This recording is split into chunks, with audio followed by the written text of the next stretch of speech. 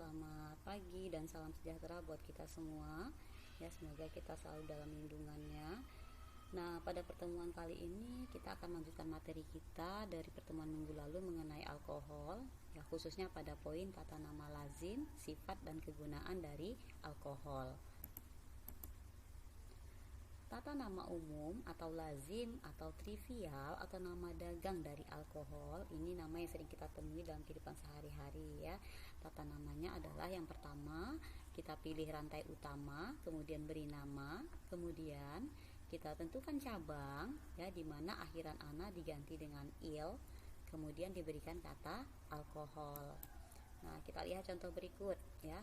CH3OH ini dalam tata nama ya adalah metil ya, alkilnya adalah metil sehingga tata namanya adalah metil alkohol. Ya, jadi diberi akhiran alkohol. Kemudian kita lihat lagi ya, ini adalah etil ya, etil alkohol.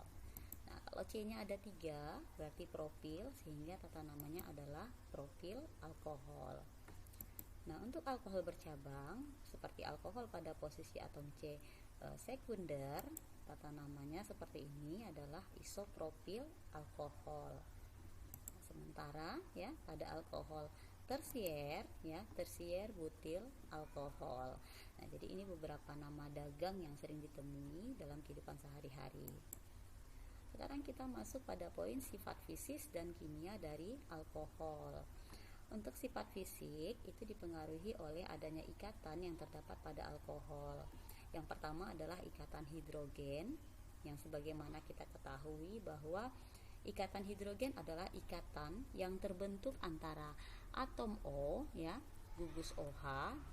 Jadi atom O dari gugus OH ini dengan atom H, gugus OH juga dari molekul alkohol yang lain yang berdekatan. Nah, tanda putus-putus ini menunjukkan adanya ikatan hidrogen. Ikatan hidrogen ini sifatnya sangat kuat sekali ikatannya. Kemudian yang kedua adanya gaya London, yaitu gaya tarik-menarik berupa dipol sesaat atau dipol terimbas. Akan tetapi gaya London ini ikatannya lebih lemah dibandingkan dengan ikatan hidrogen. Yang pertama ya, kita lihat pengaruh ikatan hidrogen. Nah, semakin kuat ikatan, maka semakin sulit memutus ikatan. Ya, jadi untuk memutuskan ikatan ini butuh energi yang tinggi.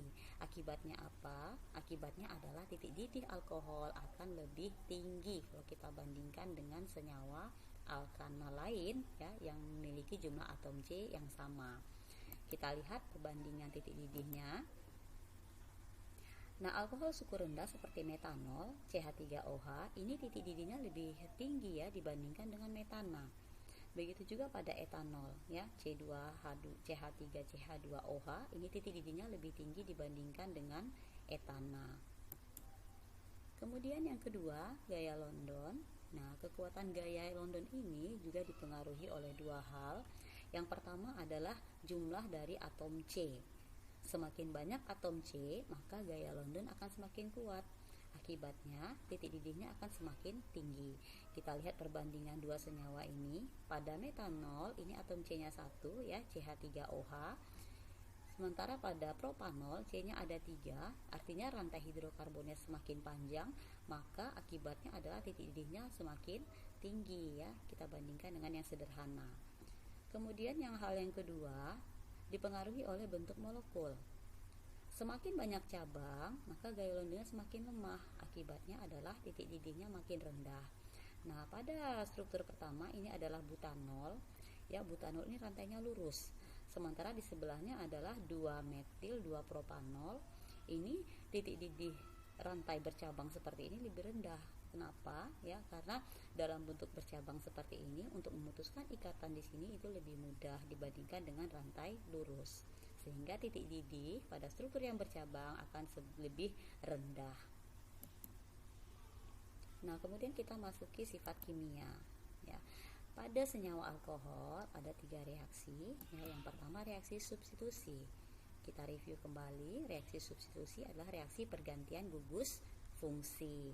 Kita lihat bahwa di antaranya di sini substitusi atom H pada gugus OH dengan logam reaktif. Jadi OH ini bisa digantikan oleh logam reaktif, contohnya natrium. Jadi Na ini akan menggantikan OH. Nah, ini produk yang dihasilkan. Kemudian ya, gugus OH dari alkohol itu juga bisa digantikan oleh halogen. Jadi OH di sini bisa digantikan dengan Cl sehingga menghasilkan produk haloalkana. Nah, yang ketiga adalah reaksi esterifikasi atau reaksi pembentukan ester, di mana alkohol di sini akan bereaksi dengan asam karboksilat membentuk produk berupa ester. Nah, reaksi yang kedua adalah reaksi eliminasi, yaitu reaksi pembentukan ikatan rangkap.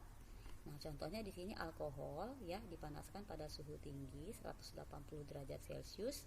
Kemudian alkohol ini sebelumnya telah diberikan katalis asam sulfat, sehingga akibatnya adalah ikatan kovalen tunggal di sini akan membentuk ikatan kovalen rangkap 2 C2H4. Ini adalah etena. Nah, yang terakhir reaksi oksidasi. Alkohol primer itu dioksidasi akan menjadi aldehid. Kemudian alkohol sekunder kalau dioksidasi dia akan menghasilkan produk keton.